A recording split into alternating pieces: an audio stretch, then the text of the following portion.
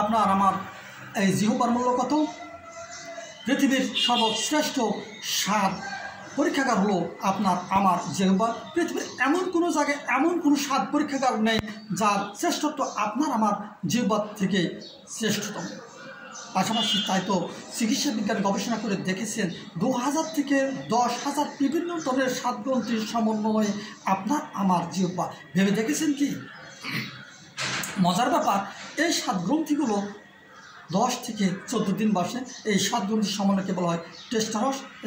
জীবন্তকাল হলো 10 থেকে 14 দিন, অর্থাৎ 10 থেকে 14 দিন পর আবার নতুন নতুন স্বাদ গ্রন্থির সৃষ্টি হয়, যা আমরা পৃথিবীর শ্রেষ্ঠতম খাবারগুলো গ্রহণ করে থাকি। একটাবার ভেবেছেন যে এই 10 থেকে 14 দিন পর পর কে এই স্বাদ গ্রন্থিগুলো আপনার আমার জিহ্বার চেঞ্জ করে দেয়? অবশ্যই তিনি আপনার এবং আমার স্রষ্টা সেই মহান আল্লাহ সুবহানাহু ওয়া তাআলা।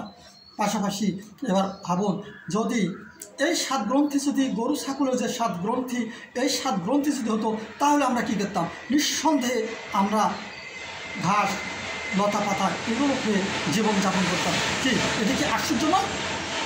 পাশাপাশি আরেক ধরনের ভাবুন, বাথরুমে যে কীট, সেই কীটের যে স্বাদ গ্রন্থি আছে, অথবা হাঁসের যে স্বাদ গ্রন্থি আছে, এই স্বাদ গ্রন্থি যদি আপনার আমার জিহ্বায় থাকতো তাহলে আমরা কি করতাম? নিঃসন্দেহে আমরাও অবশ্যই সেই পৃথিবীর নিকৃষ্টতম নোংরা বস্তুগুলো আমরা ভক্ষণ করতাম। অর্থাৎ পৃথিবীর শ্রেষ্ঠতম খাবারগুলো খাওয়ার জন্য, ভক্ষণ করার জন্য মহান আল্লাহ সুবহানাহু ওয়া তাআলা আপনার আমার জিহ্বা দিয়েছেন। তাহলে পৃথিবীর শ্রেষ্ঠ নিয়ামত যদি আমরা ভক্ষণ করে থাকি, কেন পৃথিবীতে নোংরা অশ্লীল বাক্যগুলো আমাদের এই জিহ্বা দ্বারা উচ্চারিত হবে?